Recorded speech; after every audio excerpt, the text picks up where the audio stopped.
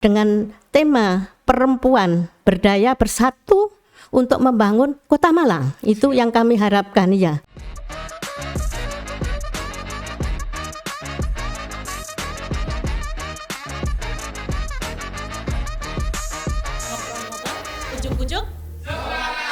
Selamat pagi, siang, sore, malam, Sobat Pojok Papat dimanapun berada. Dan pada waktu apapun, Sobat mengatensi program acara kami di Pojok Papat. Senang sekali saya Bina Biantara pada malam hari ini mengawal program acara Ngopi, Ngobrol-ngobrol politik di Pojok Papat. Ngobrol-ngobrol, ujuk-ujuk, sepakat. Oke, pada malam hari kita kedatangan tamu yang luar biasa, Bunda Retno yang merupakan anggota DPRD dan akan mencalonkan kembali di pileg yang akan datang. Selamat malam Bunda. Selamat malam Pak Bina. Terima kasih sudah hadir, senang sekali dan mudah-mudahan ini menjadi semangat untuk kita semua. Amin ya Rabbal Alamin. Amin. Baik Bunda, pada kesempatan ini mungkin tak kenal maka tak sayang. Mungkin sebagian besar sudah mengenal, mungkin Bunda bisa memperkenalkan diri lagi di program acara ini. Silakan. Insya Allah.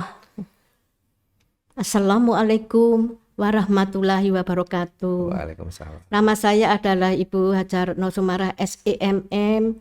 Domisili saya di Kelurahan Lokwaru, yaitu di Jalan Terusan Wijaya Kusuma nomor 9 RT 1 RW 13 Kelurahan Lokwaru, Kecamatan Lokwaru.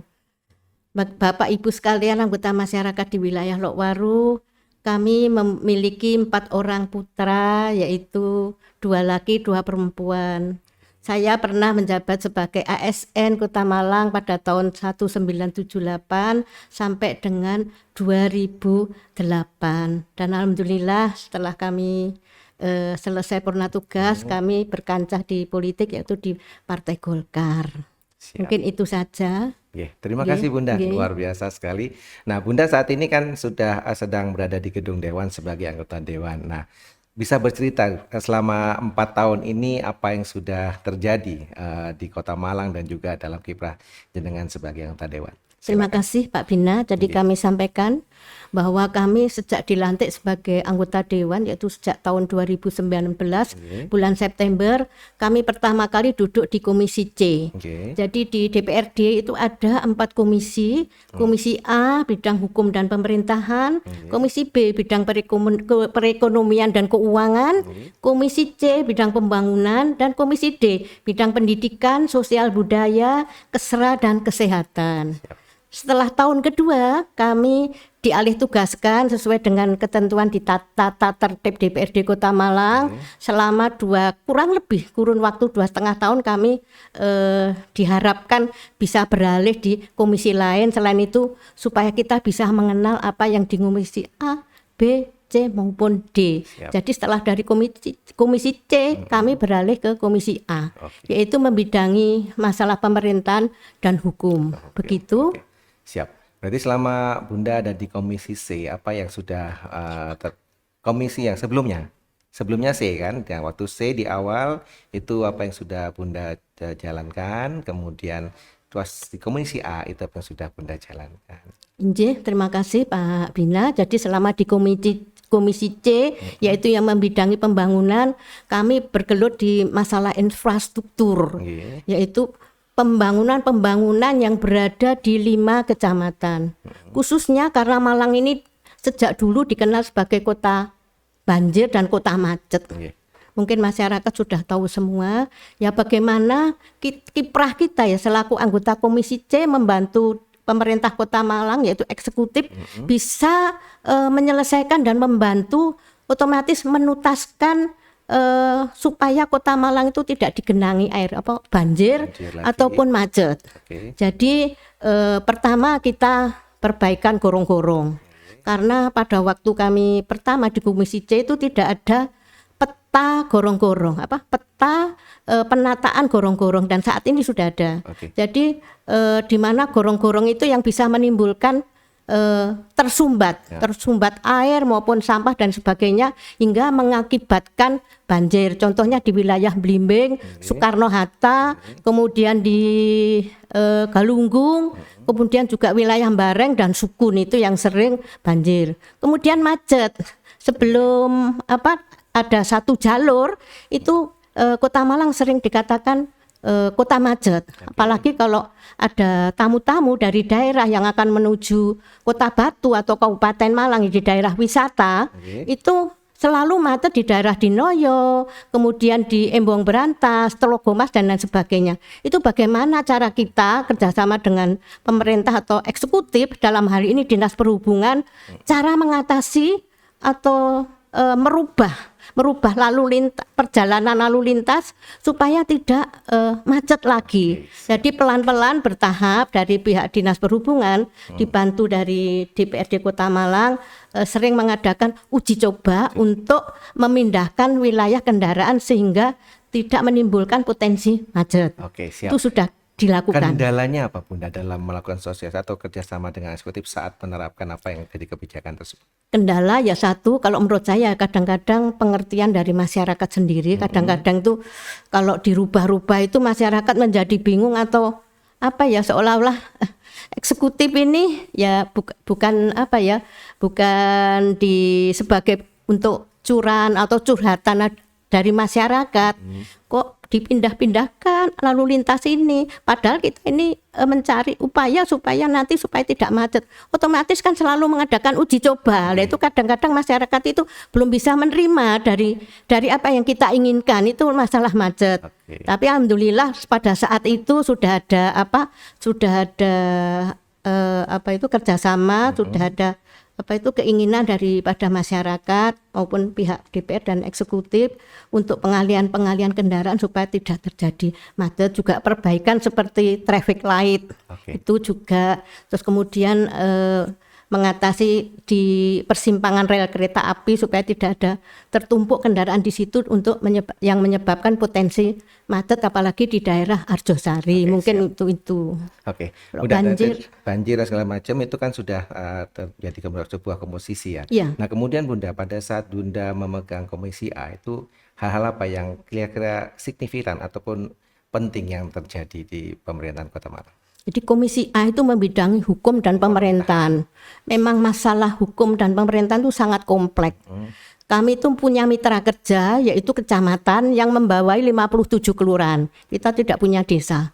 Kemudian mitra kerja kita Satpol PP, urusan ketertiban dan hukum. Kemudian pelanggaran biasa itu ada untuk di Satpol PP. Kemudian Dinas Perizin DPM PTSP. Itu masalah perizinan. Kemudian mitra kerja kita itu adalah di sekretariat, yaitu meliputi bagian hukum, pemerintahan, kemudian juga Kominfo, kemudian bagian humas, itu adalah mitra kerja kita antara lain ya.